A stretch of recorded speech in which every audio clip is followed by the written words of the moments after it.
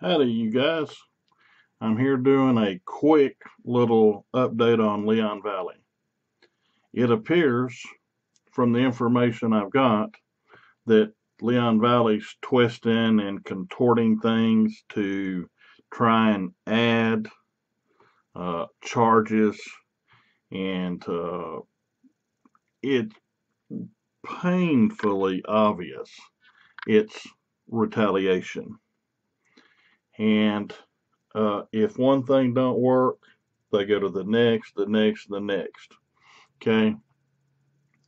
And you can see that by the testimony that was released through the audio through the custodian of records, when Sclavaggio was interviewed, he in essence confessed to the crimes. He was just saying, well, it's our policy. Well, policy ain't law. And the way we've treated it and the way we've done it. Well, if somebody did something wrong for 10 years or 50 years, it's still wrong. Longevity doesn't change something. So, in my opinion, looking at it as a professional, as a retired chief of police in good standing, I looked at it through the eyes of law enforcement. And I looked at it through my training experience and said, if an officer says these things, then he's in essence saying, yes, I did what they said, but then trying to justify it and then coming up with these things, a cabal. Well, some people believe in a cabal and some don't. But let me just tell you, the theory of the cabal is the 1/10 of 1% of the most wealthiest and most influential people throughout the entire world control the money system, and that part's basically true. 1/10 of 1% control over 90% of the wealth of the earth, and therefore they have political muscle, they have legislative powers, by lobbying people, by helping their campaigns, so forth and so on. So there is, if you want to call the wealthiest people, the wealthiest 1/10 of 1% of the population, if you want to call them a cabal, okay. But he's trying to take protesters, uh, people that are exercising constitutional rights, which are basically protesters, or people that's not protesting, they're just out there doing what they have a right to do, news media, or people that's serving in more than one capacity, okay, and trying to say they're part of a cabal. Really? You're talking about, I don't know, maybe 8 to 15 people that probably make, I don't know, 20 to 60,000 a year in whatever their jobs are. Uh, you know, and these people have jobs. You just don't see what they do. So you automatically criticize what you don't understand. And I'm not talking about all you guys, but there's a certain number that criticize everything they don't understand.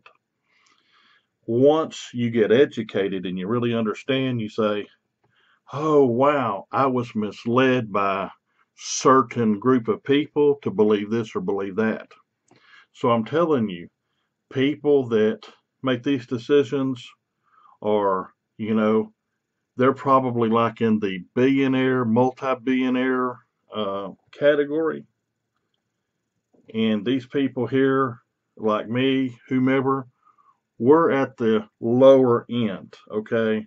Like kind of like the working poor, or maybe above the working poor, but not a whole lot better. Lower middle class, people classify it different ways, but certainly not no part of no cabal. In other words, the cabal people can pick up a phone and talk to the president. They can pick up the phone and talk to any governor in any state in the world, any president, They can call up and talk to dictators. Some of them help fund dictators. Okay, so they can call if they want to get a law passed, a specific law in a specific state or in the federal government to help their industry, help their business. They get it done. May take 6 months, may take 5 years, but they play a short game or a long game or mid range, whatever it is. So Slovaggio doesn't understand what a cabal is.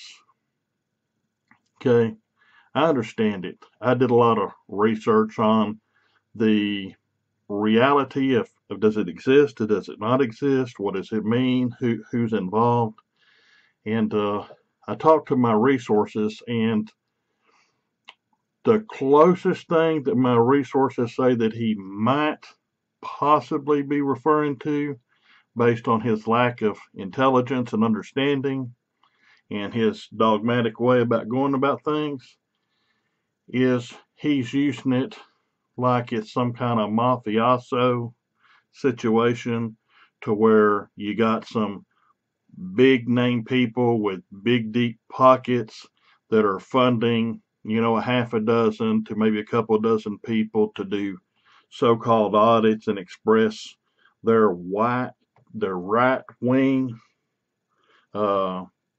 conspiracies or right wing belief system, and they want that to be pushed. And so he's calling it bad and wrong. Okay.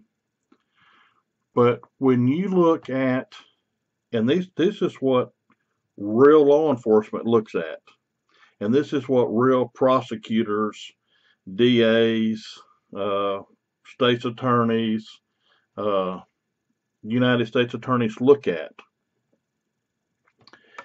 Did they do something wrong, as in law enforcement? Did they do something wrong that they knew was wrong, and this is statutory, or they should have known was wrong based on their training experience? The second thing they look at is, did it happen more than once? Once could be a fluke or just bad judgment. Twice is possible. Not likely, but possible. 3 is the beginning of a pattern.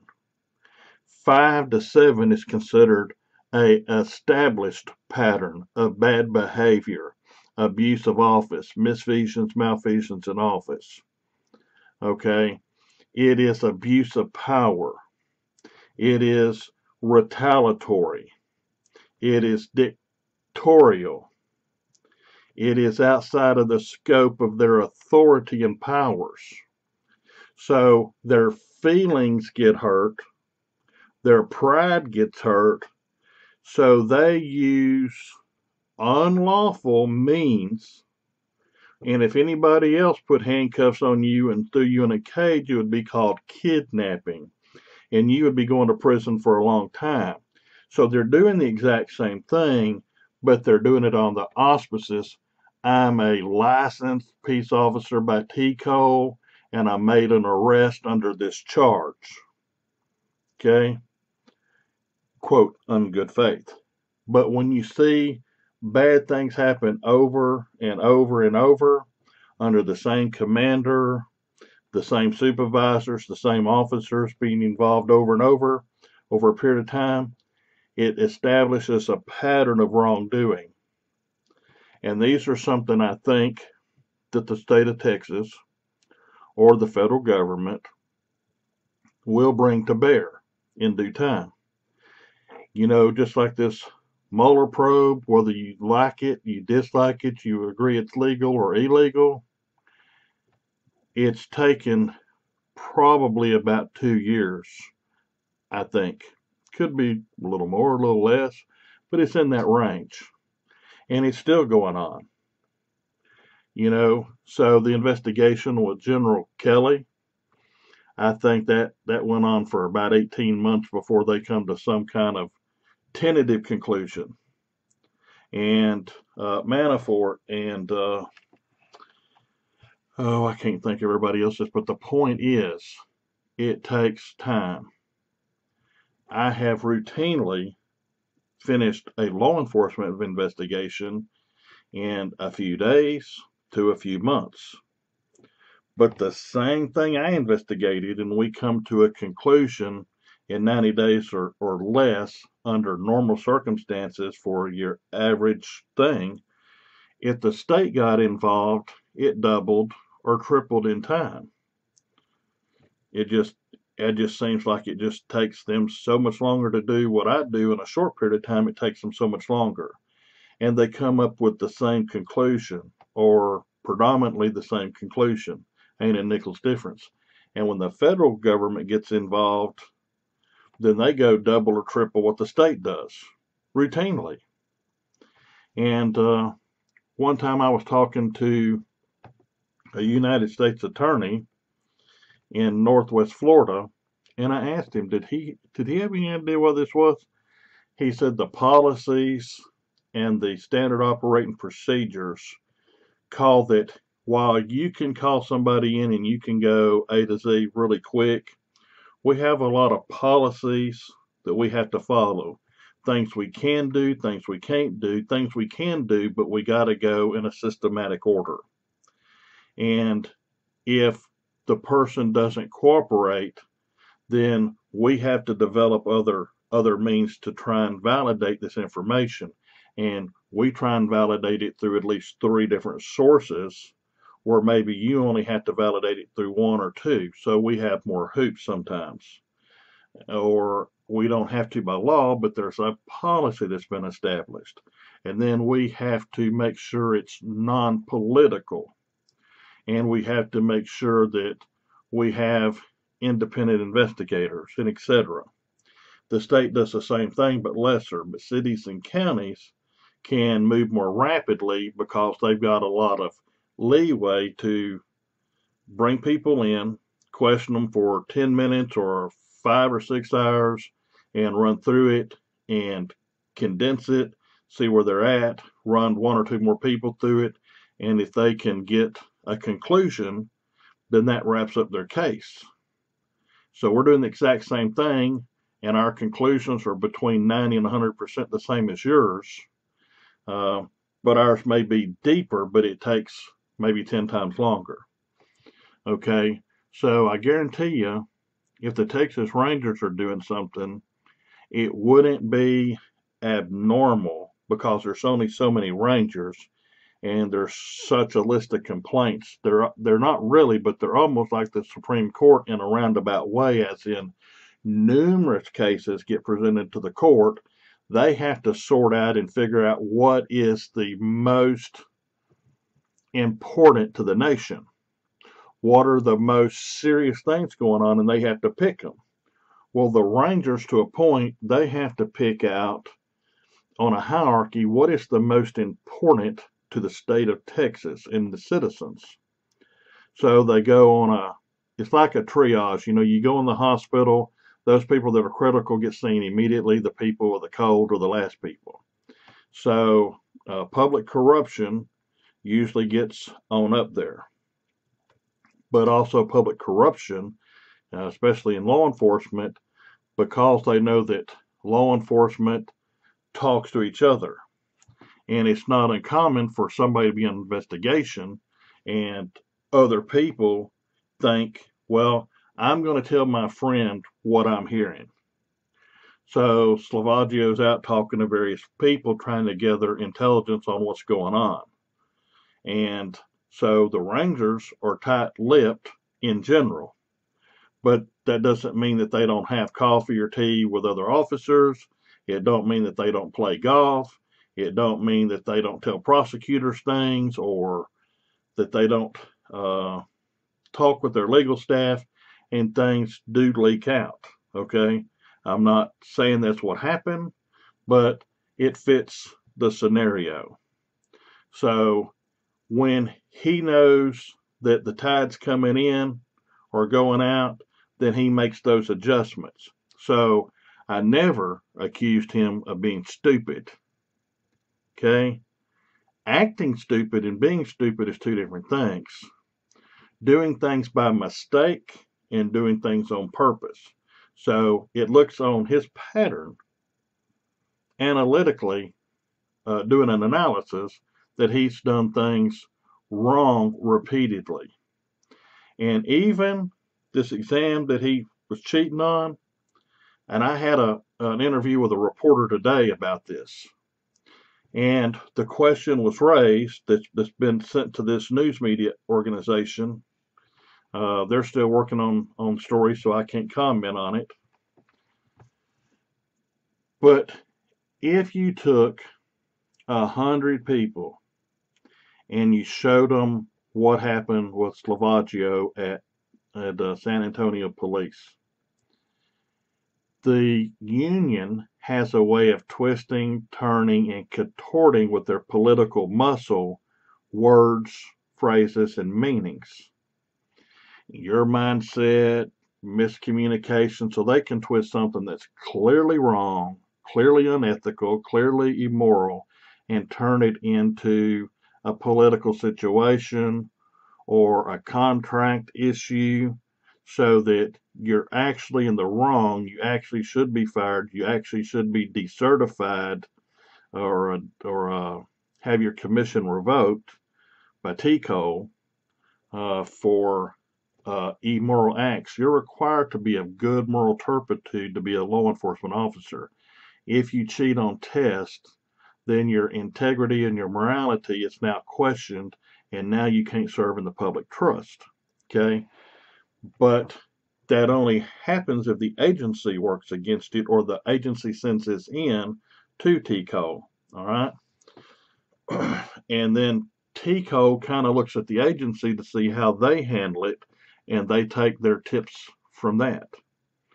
So if you took 100 people and they had all the information, I'm going to say between 90 and 100 would say, he definitely cheated. There's no ifs, no ands, no buts. But then if you show them, well, you can take this word and twist it to mean this, and you can twist this to twist this. So all of a sudden, you take a hind leg of a dog, break it, twist it, contort it. You could make it straight at some point. Well, that's basically what they did. Okay, so those are the strengths of fraternal order police, police benevolence associations, police unions. Now, police unions are good and helpful to police that it's a good cop, and the bad cops are trying to tar and feather them, run them out of town, ruin their reputation, do bad things, and that's what it was created for. But over time, certain ones have a notorious reputation for keeping bad cops on the job. Okay? And you need to know that people criticize what they don't understand. People make wild, unsubstantiated allegations. And people sometimes think, well, I can just say anything on here I want to. I make any comment, make any mindset, thought process I want on here. And then the sheeple will follow behind the 2 or 3 or 4 dominant personalities and say and mimic what they say and do. So it's just like an echo chamber. And these people are so narrow-minded and so confused or illiterate, they think people like me don't have resources, methods, and strategies, or the other auditors. I got plenty on my own. However, with these other auditors, that doubles. Then I've got people all the time that feed me information through many different communication sources. So I take what they give me, like I did in law enforcement, and I go verify it through some other means. Okay? And then I know that it's validated. And then I do what I think I need to do with that in a lawful manner. And so I share the intelligence back with other auditors, other press agents. Okay? And people need to keep in mind that liability for police is pretty high. Now, they use the Immunity Act, but when you act in bad faith and you have a pattern, that disintegrates in the face of that. Now, who has an even higher liability is officers of the court. When they say things and the public has trust in them and the public acts based on what they say or do, then they're initiating or inciting other people. So if the officer of the court damages somebody, then they are a string and they're connected with that person, because now that officer of the court has incited other people. So whatever the officer of the court does damage to people, like when they violate, harass, and hinder them based on their religious beliefs, they harass them and hinder them based on their occupation, on the color of their skin, disabilities, and other things, then they're harmed. And when they're harmed, they can be harmed financially, they can be harmed psychologically, they can be harmed physically, and they can be harmed financially. It can ruin their reputation that they've had long established. Doesn't matter if it's me, it's the next guy, the next girl, the next woman, next lady, next boy, whomever they attack. And it's so obvious that some of these people try and shut down freedom of religion. They try and shut down the First Amendment. Okay? And so I would say if there's a cabal, the cabal is the negative, nasty people that try and get self-gain out of things. So if there's a cabal, I think that Chief Slavaggio is in that cabal. And it's people that have very narcissistic personalities, even more so if they're a sociopath, even more if they're a psychopath. There are sociopaths and psychopaths out there that mask themselves, or they don't do it where you see it. But we have a nice, really intelligent, really well-vetted team that works behind the scenes. And they go out and they do various things because they believe in the Constitution. They believe in freedom of religion. They believe in freedom of speech. They believe in the free press to keep us a free nation as we was founded. So think about the naysayers. Look at their screen names and watch how often they post, and watch which auditors' channels they post on, and how often they post on there. See how many thumbs down there are? Then go look at other channels and see how disproportionate it is, see how quickly it comes, and you see it's an orchestrated, organized cabal. You know, Chief Slavaggio's cabal would be the closest thing I could associate it to, since he likes that terminology for an organization and so forth. So I think that he doesn't need to be the chief of police. He doesn't need to be a police officer anywhere. He, to me, cannot have any position of public trust because he has disintegrated his trust, starting when he cheated on the exam. So in legal land and in a legal twist and turn and policies, okay, he didn't cheat. But in reality, in the real world, where you and me live, he cheated. It's very evident. I've looked through this. I've studied this out. I've talked to other people. I've even talked to people in San Antonio at the police department. And, you know, we have friends at San Antonio Police Department. We have friends at Baxter County Constable's office and Sheriff's office. We know people at the DA's office. People's like, they got no power. Really? Really? Just because we don't come out here and broadcast it, which would be stupid, doesn't mean we don't know. Just because I don't lay out a whole layer of paperwork that people quit, you must do this. No, I must not. I must do what I choose to do. So because I don't hearken to them, then they get really ego damaged. And then so they must turn me into a bad guy to justify their own actions. See, there's a deep level of psychology to all this, okay? And we track this and we score it.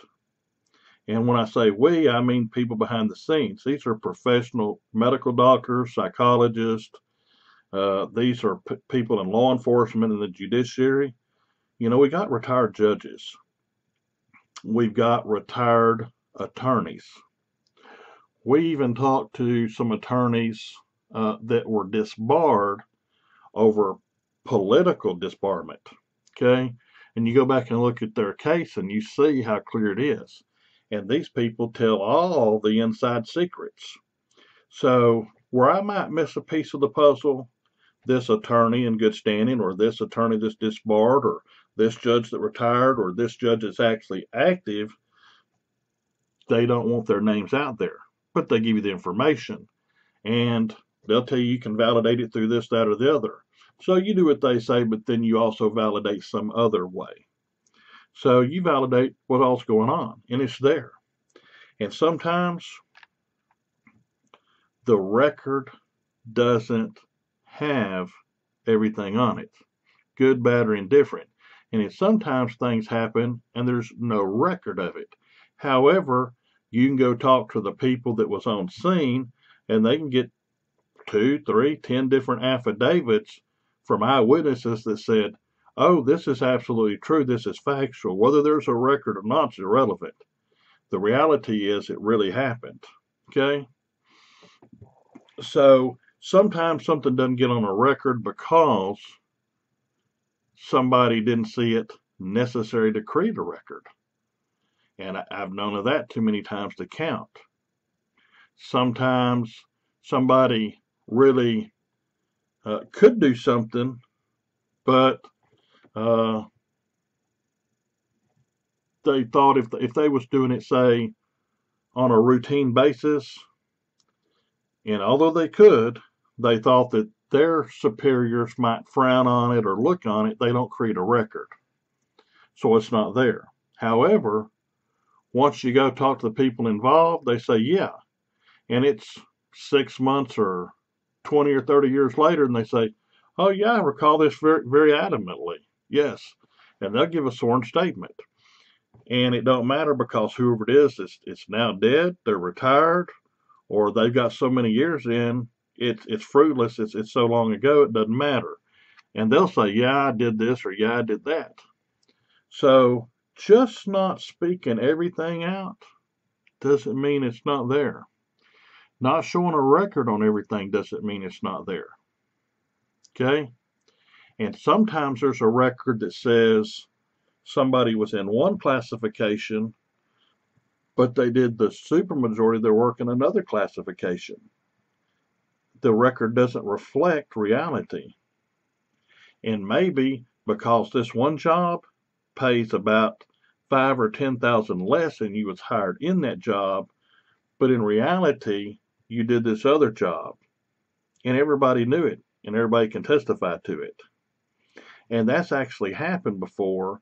Then wage and hour has gone in and gone to the sheriff or constable or state police or federal and said, wait a minute, you hired Joe Blow in here at 30,000 in this position, but you used him way over half the time or 90% of the time in this other position that pays 36,000, and he's worked for you for 6 years.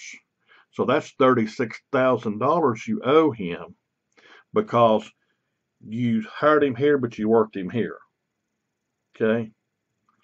And there's politics and budgets and one thing and another that's involved. I've seen it too much in my 40 years. I've seen it over and over. It doesn't mean it happens every day, but it's certainly no rarity. And I've done this when I've done background investigations on people that was involved in civil or criminal actions, and you say, well, I thought police didn't deal with civil. Sometimes civil is believed to have criminal elements to it. So you do the investigation on the criminal side, and it reveals the civil liability as well. Okay, you see that mistakes were made. You see that people in administration argued over how to handle this. And if you subpoena them, and especially subpoena Duces Tecum, where they bring their records, then you go through that. Then you take their statements. Then you go through the record, and you compare one man or woman's statements against another. And then you start looking for patterns. You know, there's 100 different strategies and techniques to getting the truth one way or another. Okay? So I'm saying you need to not only examine what I say and examine what other auditors say, you need to examine the naysayers. Go do their background. When you go and you do some deep backgrounds and you find out that they have a very troubled past and they're hardcore projectors, they project and project and project. There's one specific man out on the West Coast that habitually projects things onto other people. And a projector is somebody that's doing exactly what he's projecting on another. Okay? So say, for example, if throwing a ball 100 foot was a crime. We're just going to make something up for principles.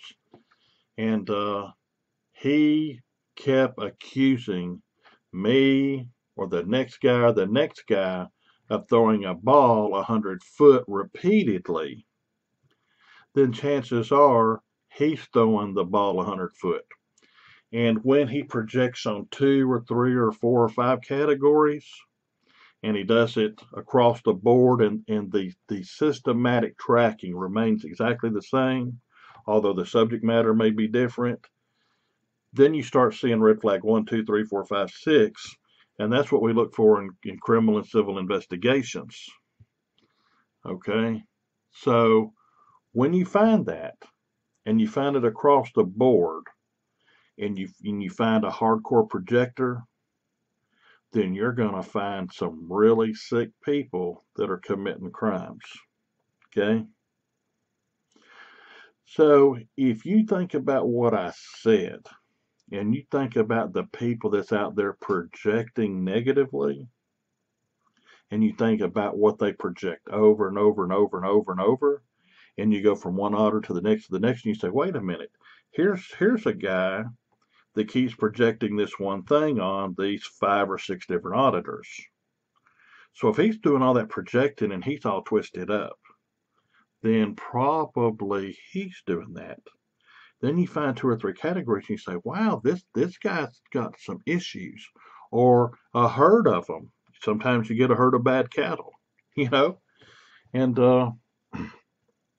then you say, wait a minute. Let's stop inspecting and doing research on the auditors. Let's do it on the naysayers. Let's go check them out. Let's do a real deep background check on these guys and these girls. Mainly guys, that's who it is, but there are some women. Go and check into their mental stability. Go check into their past employments. Go check their colleges. Go check if they've been arrested. Doesn't mean they were convicted, but even see if they was arrested. See if they was detained by police and for what. And all of a sudden you can draw a psychological and a personality profile on them, and all of a sudden you're like, the light just come on. I know so many things about so many of these people, but if I say it, then I tip my hand and they can start trying to mask, hide, and erase evidence. So I won't say what it is. They'll just have to guess. Does the old chief know this or that or the other about me? Chances are I do. But I'm sure there's things that some people that are sociopaths, psychopaths, narcissistic, that they've been able to mask really, really good. And chances are, I don't know it all. There ain't no way to know it all. But out of 10 things that they are, or 10 things they do, I know at least 6 or 7. And then other auditors find out information, and all of a sudden, between all of us, we either do hit 10 or we hit 9, and it's enough to take the action we need to. And like I said, 2019, it's going to be the year to set the plow low. And many things are going to happen in 2019 where trolls and naysayers and false accusers have to pay a penalty for their wrongdoing. 100% lawful and legal. We'll be able to broadcast it as a news article. And it's not retaliatory. Retaliatory would be like unlawful revenge. This is what I would call an atonement. They must atone for their wrongdoing. So they'll have to pay money, maybe be disbarred, maybe be revoked, their peace officer license revoked, or suspended either way, or that and pay fines, or that and go back and get training. They'll have to pay for this. And the people that rode on their coattails, that damaged and hurt people, well, gosh, their assets may be seized and liquidated to pay judgments.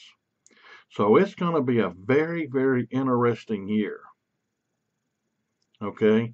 And it's going to start, what, in 4 or 5 days, something?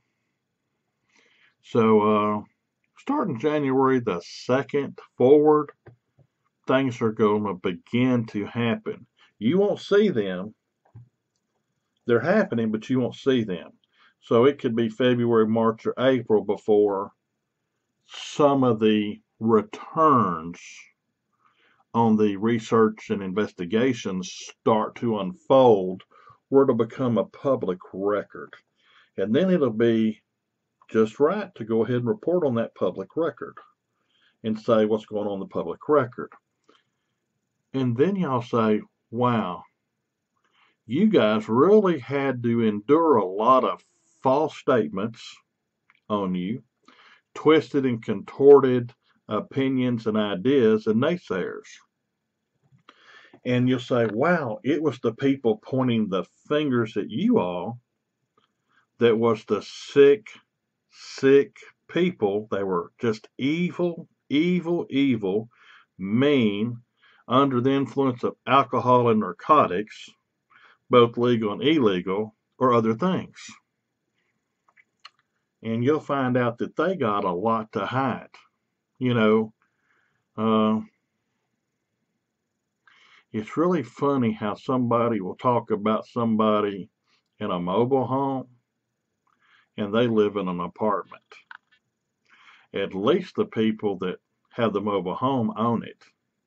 The guy that lives in the apartment is a renter. And that shows quite possibly, especially if they make enough money, that they're not into commitment. They're not into stability. Okay? People have trailers for various reasons, but they are committed to owning what they have and caring for what they have. You know, but I've seen a man that lives in an apartment project negatively on a man with a trailer. Why would you do that? Sometimes it's the best somebody can do. Sometimes it's not the only home they own. You don't know. And they may have more than one abode. I have had 3 places at one time. It was just a fluke. I didn't mean to have 3 places. I meant to have 1, but it just worked out that I had 3 places. So I had 3 addresses. You know, it happens. So people thought, oh, he's here. I actually got mail somewhere saying, I thought this is where you got your mail. No, I actually get my mail somewhere else, but I live at a different location. And they said, no, you don't. And I said, yeah. course, it was non-consequential to me, so I said, look, here's the other address. Go look it up. It's me. They said, wow. It didn't show that on the public record. I said, well, here's the bill of sale. Here's the deed. They said, but it's recorded this way. And I said, right. Everything isn't always recorded in my name. Okay. Some things are for tax purposes. Some things are for church purposes. Some things are for personal things. So I talk to tax accountants. I talk to tax attorneys. I talk to different types of attorneys that know what they're doing and in the field that they have the expertise in. So if I'm going to talk to a real estate lawyer, I talk to a real estate lawyer. I don't talk to a family lawyer about real estate law. And I don't talk to a real estate lawyer about constitutional law. You know, you have different lanes of traffic, so to speak. Okay. I wasn't even thinking exactly in that terms, but I've seen other people say some stuff about that. And I said, yeah, that makes good sense. I heard that in the 90s, but I haven't heard it in a while, that, you know, those saying stay in your lane of traffic, stay in your lane of traffic. So even as a police officer, even though I had the power to deal in every category of law enforcement, when I was working patrol, I was not really yet investigator. I did do preliminary investigations, so technically yes. But in reality, I didn't have in my wheelhouse at one time, the wherewithal to do deep investigations like on a homicide or a home invasion or a gang rape. I didn't have that ability, but I got it. Okay. But then I didn't have a specialty in computer crimes, but I later got that. So at one point I could talk about this. At another time I talk about this, and it got wider and wider to where I could cover all the topics in law enforcement because I had experience in it. Some a great deal, some a lot less, but enough that I could talk intelligently on it and I could testify about it. So even when you become an expert witness in law in a court, the court determines you to be an expert witness. So just like in Texas, I want to think it was 83 or 84, then a man had been arrested and I was on scene when he was arrested for possession of narcotics on a licensed premises. When it went to court, they had security personnel on scene. And so I actually was considered an expert witness on who was a peace officer in Texas according to the Texas Penal Code and what could you do or not do versus how it was traditionally treated versus the law. So I had to testify, okay, the Penal Code says this, and these words mean this according to the legislative intent. These words mean this and this and this. So the jury couldn't come in. It was just the defendant, opposing counsel, the district attorney in Dallas, myself and the judge, just the officers of the court, and me.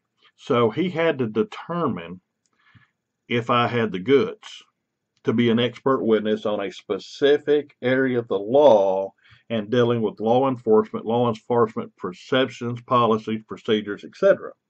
So he determined me to be an expert witness in the administration of the law, in law enforcement, understanding, and what the law says. And so I presented it word for word. I had my papers. I explained it to the judge and how law enforcement dealt with it.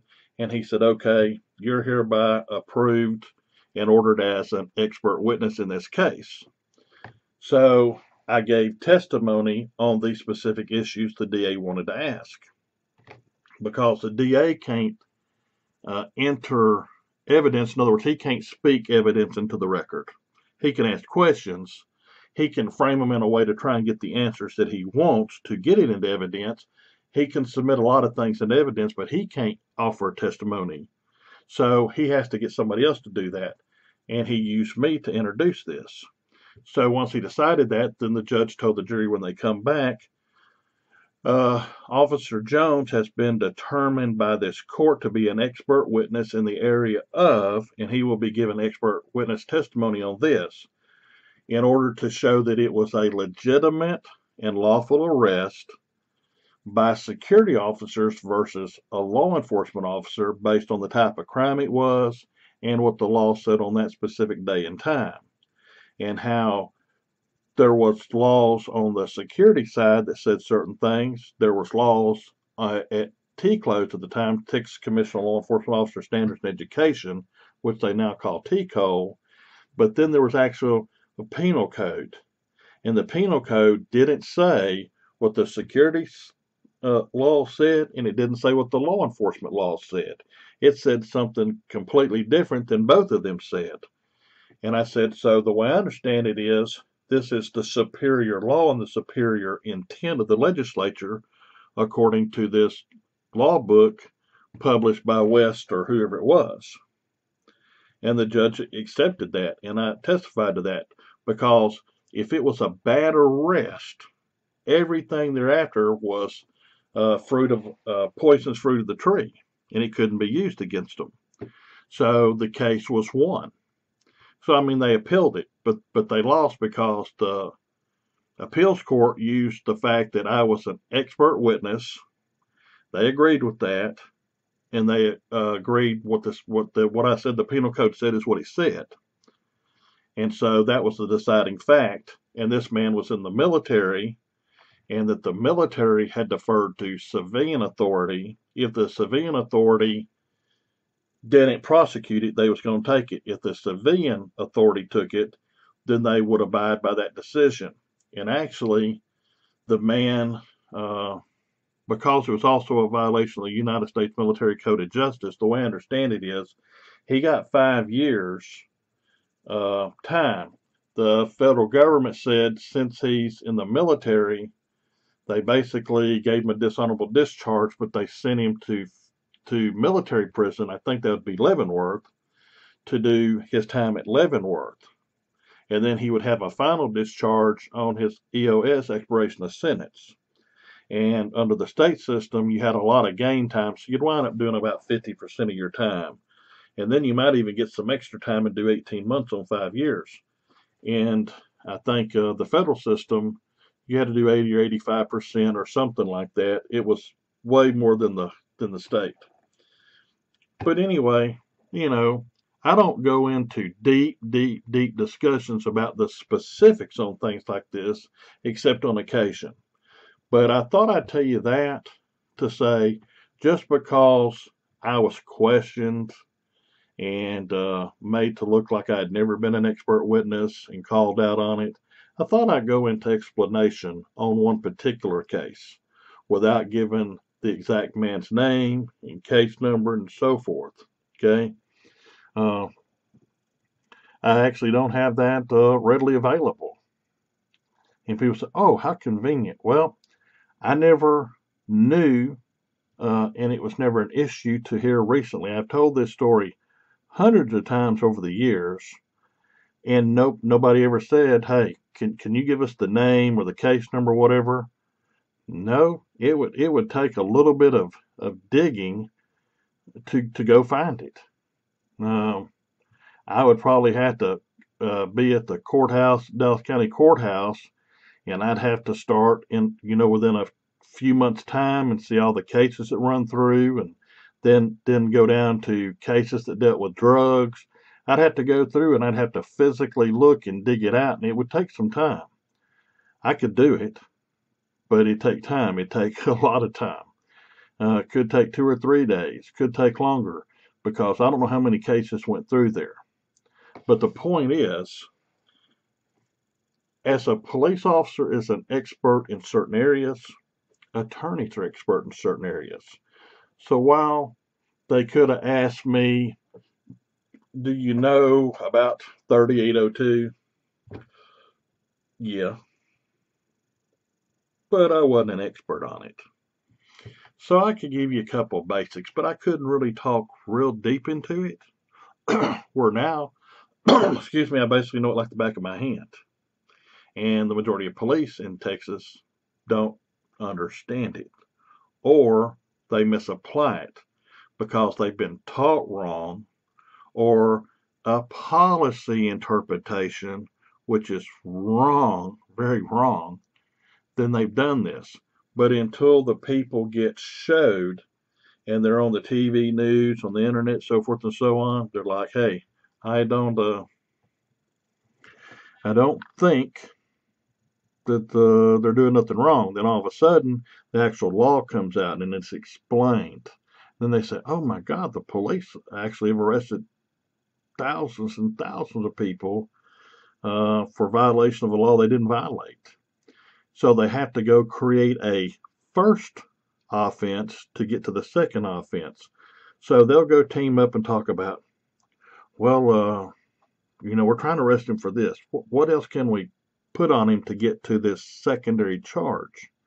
Then some of them say, well, they're going to use it as a first charge and they're going to say, well, it was under investigation, and they're going to try and play a word game on the report to make it look like it was okay. And even if they lose it, guess what? They still know who you are. They can still send your information to the Fusion Center. They can still put you down as verbally combative, argumentative.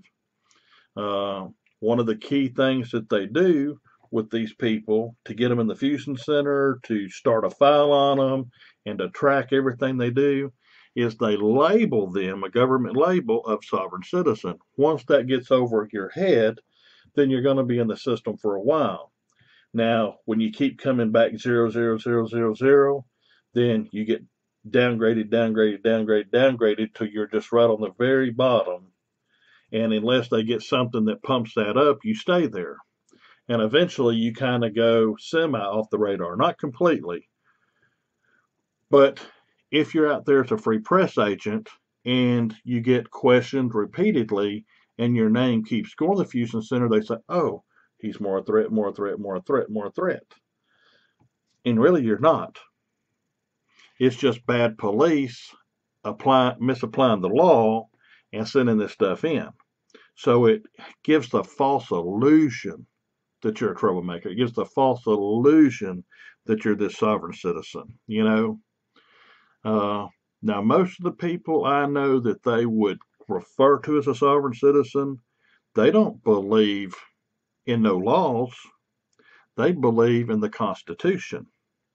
And they believe exactly what the courts have said repeatedly for years and years and years. Any law that's in the face of the Constitution evaporates or disappears in the face of the Constitution.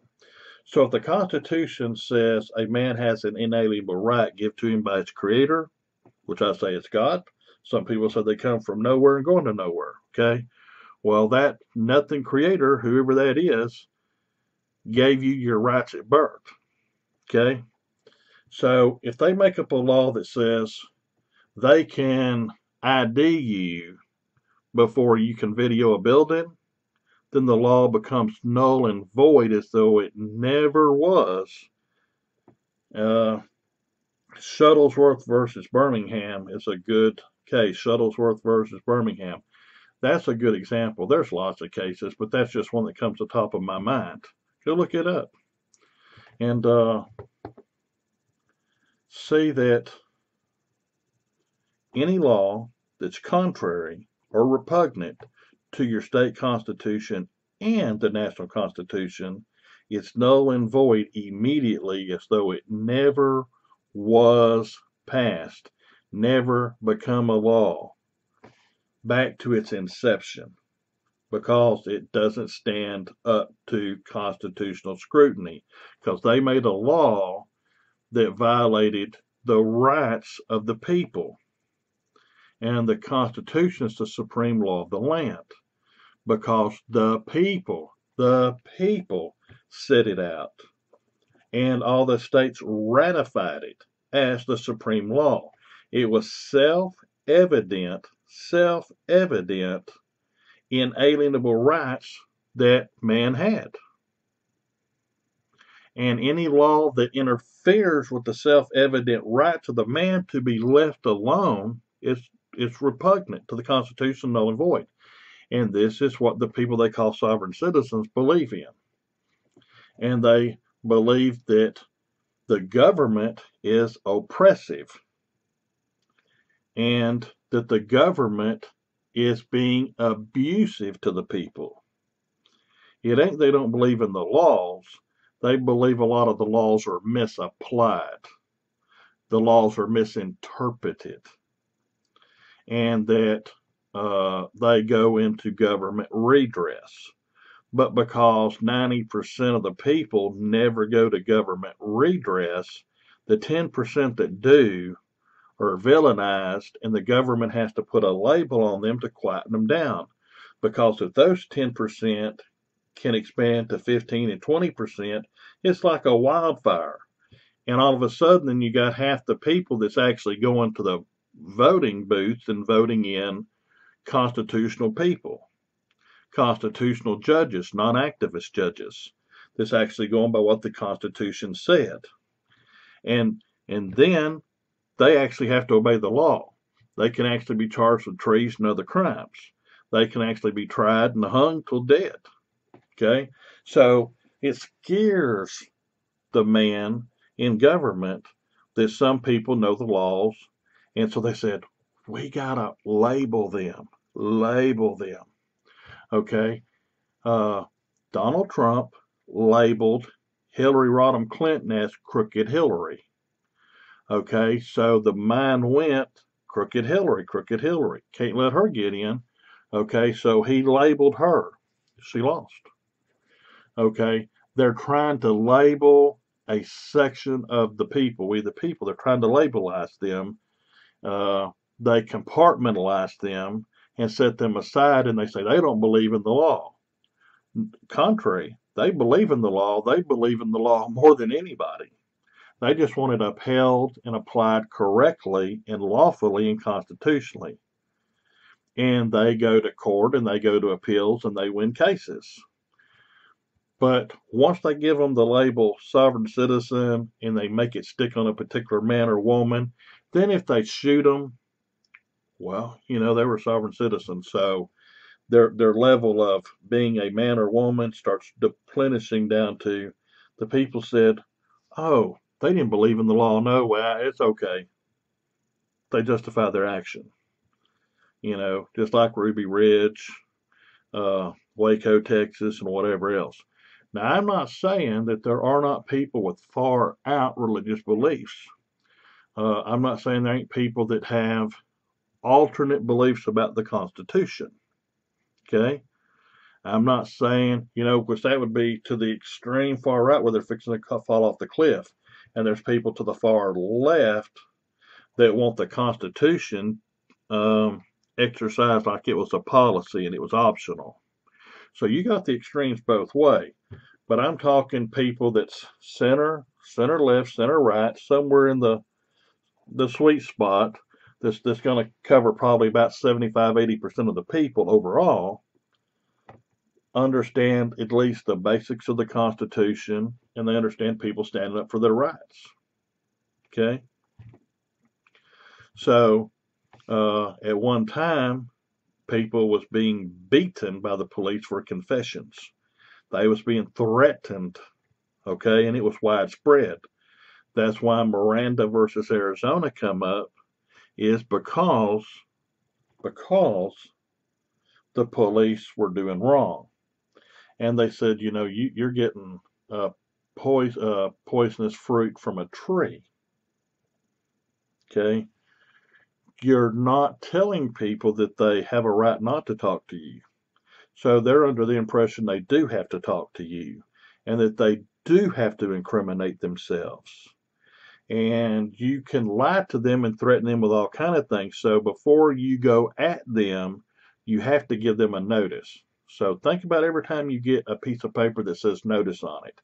That means they're notifying you, we're going at you, or we may go at you, and we'll use anything and everything you say to us as evidence against yourself. So if we even ask you how you doing today, and if you said good because you was used to just saying good, but really you was doing bad, and then they use that in court and say, well, he said he was doing good today, and it turns out later on then he's saying he was sick. See, they twist and turn. So you got to be aware. So if I was arrested by police, I believe I would exercise my God-given inalienable right, and I would say, what's the charge? What's your name? What's your badge number? What's your agency? And I need to speak with my attorney. And that would be the end of it, because I would have invoked. You know, that's people in the business know invoking. He invoked. I would invoke immediately. So I would have to give my name and my address, you know, and I would do that. And I would wait for my attorney, and I would get my bail bond, and I would get out. And it would be up to them to prove I'm guilty, not me to prove my innocence.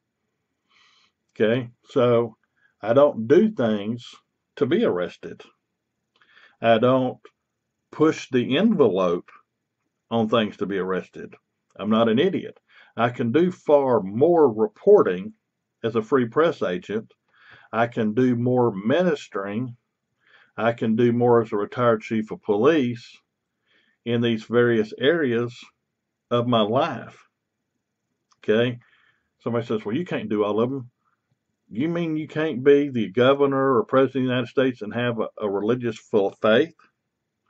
You can't have been a businessman, so you're still a businessman, and you still have religion, and you're still the president. You can't do all three? Yes, you can. That's a fact of life. So I'm multiple things at the same time. Okay? I consider myself a man of God above all things. And I make mistakes just like everybody does. And I got to get on my knees and ask forgiveness every day. And any man that doesn't, woe unto him. Any man that ain't saved, woe unto him. Now, you have whatever belief you have, and I'm okay with that. If you have the belief of non-belief, right on. If you believe a rock is a god, right on. Okay? I share my faith, and I say, hey, I'd like to share this with you. And people say, no, don't care. Okay, I'll stop quick. If you say, well, you can tell me a little bit more, usually you get asked questions based on your conduct, based on your behavior, based on your mode of life. Okay? But one final word about projecting. We knew a man who always got in every sermon for years and years about homosexual conduct and homosexual acts and behavior. Okay? Now, the way we read the Holy Bible, the way we understand it, and it's pretty self-explanatory, and it goes into great detail that that's forbidden. And it goes against God's plan for creation and goes against God's plan for a family. So you can look at it any way you want to, but to me, that would be spitting in the face of your Creator. Okay? That's my personal religious belief.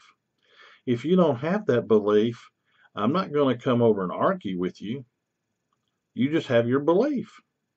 If you say, hey, let's talk about it, okay, let's be civil and we'll talk about it. Why do you believe it's okay?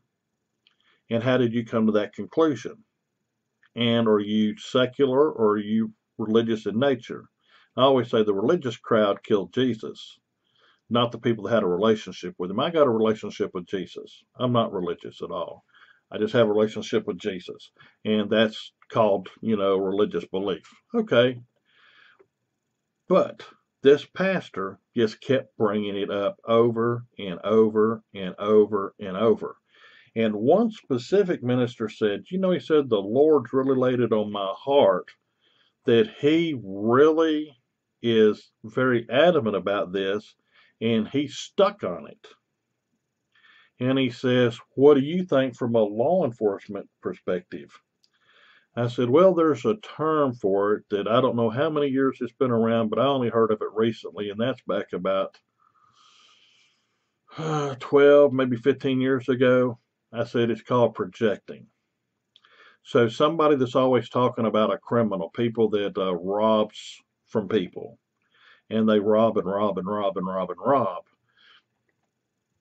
but they talk against theft and they talk against robbery, and it's all the time, then chances are that's their subconscious out there projecting on somebody else what they are. Okay? And I said, so I think that that's a real likelihood. We talked to 3 or 4 other pastors about it, and he shared his thoughts, I shared mine. Everybody come to the conclusion that he probably was a homosexual, or may even be what they call a bisexual. Okay? There used to be a joke with cops that if you're pitching, you're catching, meaning, if you was homosexual, it's homosexual. And then they used to make jokes, well, so you're one of them men that will mount anything that'll stomp. Okay? I didn't talk like that because I thought people was entitled their integrity and their respect as a man or woman. What they chose to do was between them and God, or between them and somebody else. It wasn't between me and God and them. It wasn't my place. And I still don't think it's my place. I preach what I see in the Bible. I believe what I see. You can agree or disagree. It's okay. That's freedom of your religion. That's freedom of your speech. My freedom's your freedom. You can agree or disagree. That doesn't matter to me. If you agree, it's great. We're like-minded. If you disagree, then we're of different opinions, different beliefs. That's okay. I know many people that are homosexual or bisexual that I preach to, some by request, some because happenstance, some because they want to know, how did I feel about that being a preacher? How did I feel about it from a law enforcement standpoint? What was my thoughts and how did I get there? And I shared that. So every homosexual I've dealt with, man or woman, people that's as young as 13, boys and girls, people that are in their 60s or 70s that have, quote, been in the closet, they talk to me. And I tell them, I say, this is my belief. This is why I believe, and this is how I got there. Some of them said, well, I don't share your belief, but at least I understand it. And I said, I don't share your belief, but I understand it. So I said, if you got a flat tire, I'm going to help you change it. If you're sick, you're hungry, I'm going to come feed you. I couldn't possibly sell you on Jesus and treat you badly. You wouldn't want none of that. Okay? But I can't go out and have coffee with you, because then I'm associating with you, and they say birds of a feather flock together. That doesn't mean I won't never have coffee with you, but I won't be doing it on a regular basis. It doesn't mean that I wouldn't let you come into my home and have shelter out of the rain or bad weather and feed you. Because I would always be in hopes that maybe I could talk to you and change your ways. But if you didn't, then I'd say, okay, well, I'll let you alone and you get your sleep and rest, and I'll provide you food, and I'll help you get where you're going. So that's who I am. But this particular man went to that pastor, and he told him that he wanted to confess that he was a homosexual, that he had many thoughts of it, and he was having trouble with impulse control, and that he had actually acted out once or twice, whatever it was. So that pastor agreed that me and the other pastor could counsel with him, and we did. And we said, it's wrong, but being an alcoholic and being a gossip and a liar and a cheat and a thief and all these things are wrong. So we counseled with him, we talked to him, and we got him basically to confess to his wife and children what had been happening, and they would be his safety net, we'd be a safety net. And we talked about people with poor impulse control. And we said, look, people, we don't believe anybody's born a homosexual. We believe it's a choice. Okay? But we also don't believe that people are born to be bank robbers. People are not born to be rapists. People are not born to be a thief. They're not born to do these sins. They're not born to do it. They make a choice that they want to do what they do. So it would have probably 3 to 6 months.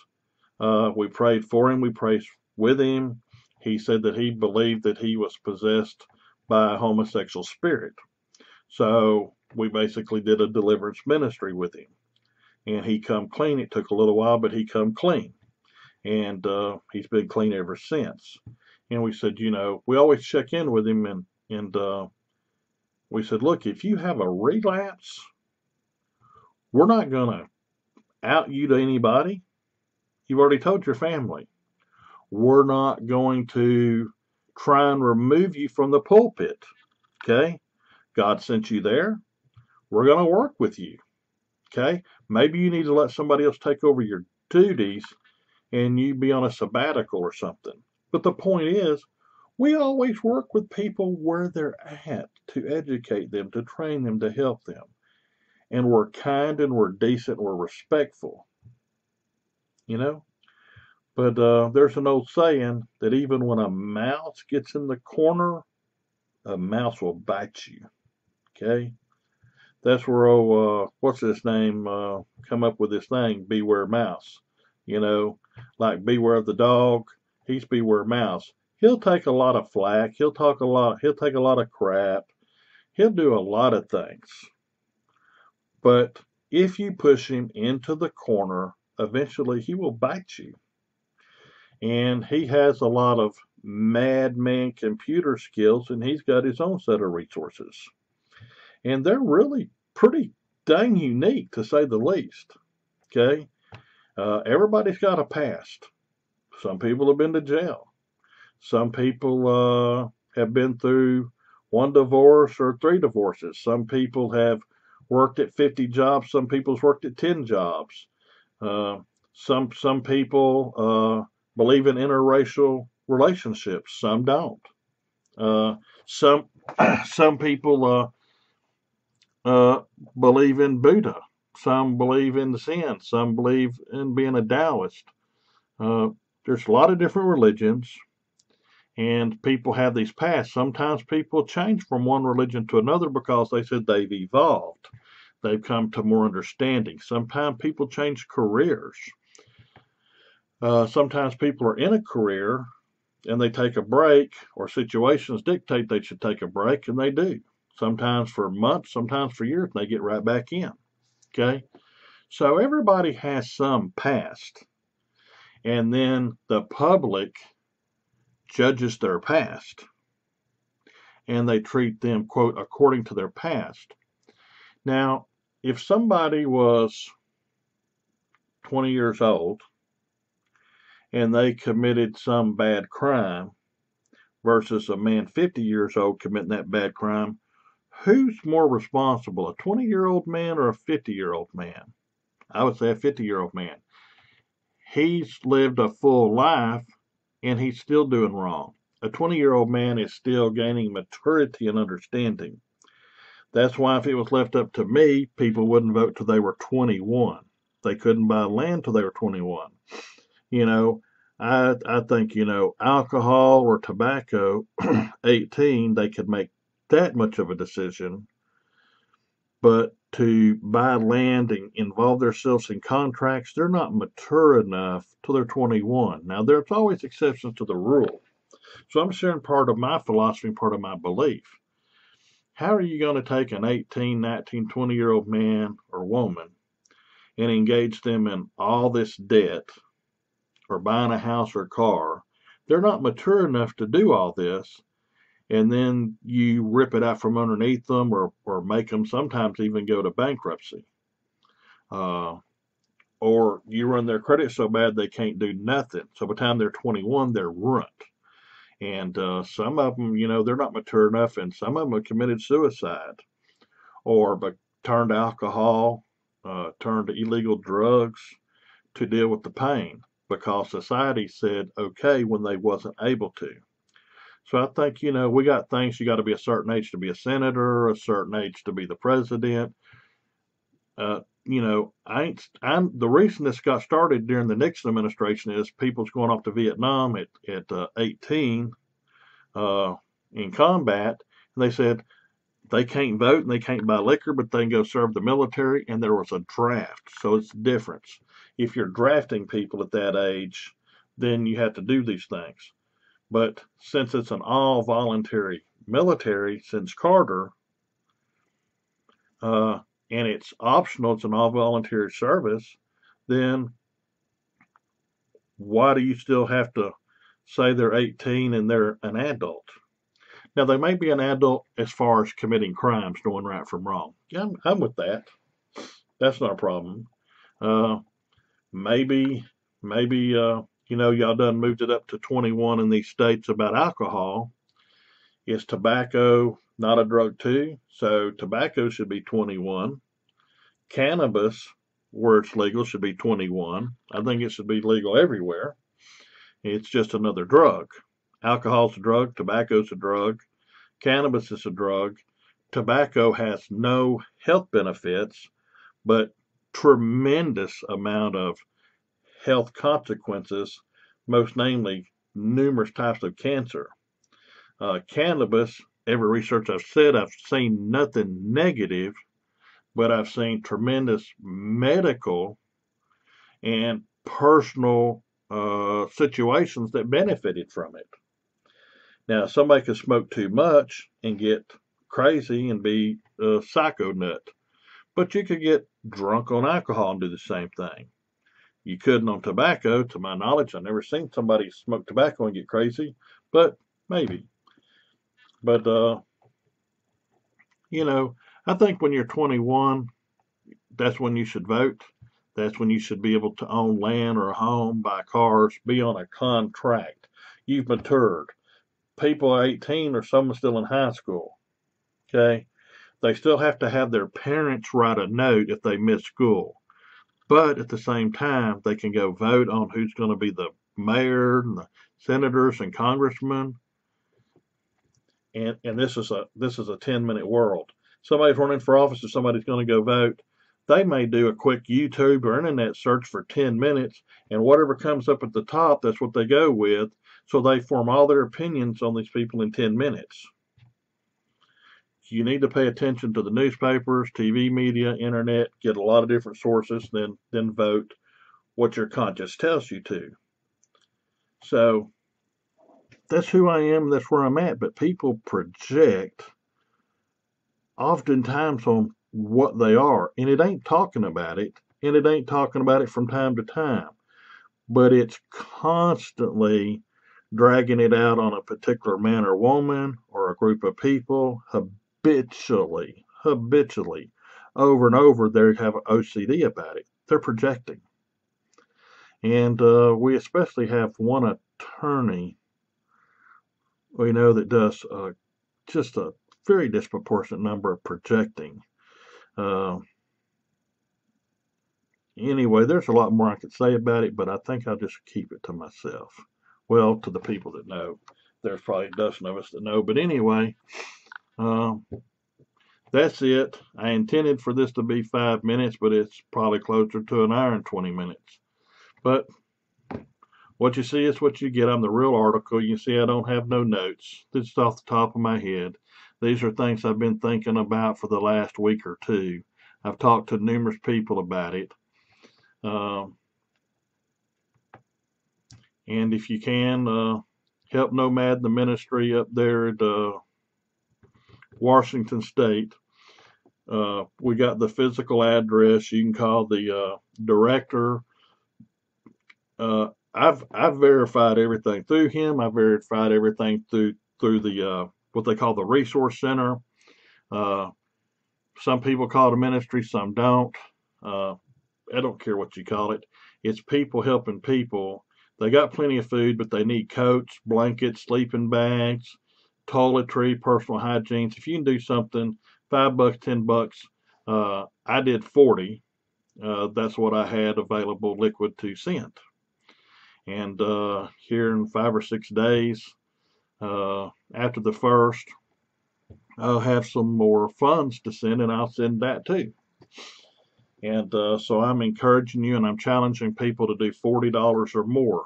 Meet or beat the chief on helping the needy people in Washington up there.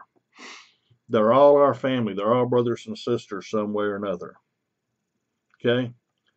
So, and remember, please be mature. Name calling is what 4 and 5 and 6-year-old children do. When adults do it, it looks really crazy, like a grown man calling people names. A grown man making false accusations that they know or should know are totally false. There's nothing, nowhere, even close to resemblance of proving these claims. Okay? Don't name call. I mean, it belittles you. Now, sometimes I'm attacked, other people's attacked, and sometimes the quick response is not the best response, because sometimes people say things that could enrage you because it's so obviously false and it's so nasty, or repeated over and over to it's like somebody taking a needle and sticking it in your arms and in your abdomen, your neck, your face, your eyes repeatedly, because they just can't stand it and they want to get a rise out of you, like little children. No, you can't. No, you can't. You can't do this. You can't do that. Prove it. Prove it. It's like little children, But sometimes even the very best of us have feelings and thoughts, and occasionally we might return the favor and call them a name or refer to them by some moniker or name that's childish. I'm guilty. I haven't just gone out and never done that. But if somebody bullies me repeatedly over and over and over in a childish manner, I could reply to them, and call them a dunce or an idiot or something like that. So I might be referring to them or their behavior, their conduct, but the reader might interpret it different. Or I might call them a buffoon or animalistic. I've done that, but you'll see that they've kept on and on and on and on and on till it's been enough times that I did that. I'm sorry for that, and I apologize. I should have never done that. I don't run around calling anybody names. I state facts, I state opinions, and I tell you what's facts and what's opinion. But just because I don't answer somebody's question doesn't mean I don't know the answer. I can't provide the answer. It just means I haven't answered. So do some critical thinking. Critical thinking. Okay? And 2019 is going to be a beautiful year. Good things are going to happen in Almos Park. Good things are going to happen in Leon Valley. As far as the public's concerned, it ain't going to be so good for the government officials. And just because you don't know something doesn't mean it's not happening. And your reality and real reality sometimes aren't the same. I'm just saying, here's a salute to our soldiers. Here's a salute to good cops. Here's a salute to good government. Here's a salute to people that's doing the best that they can.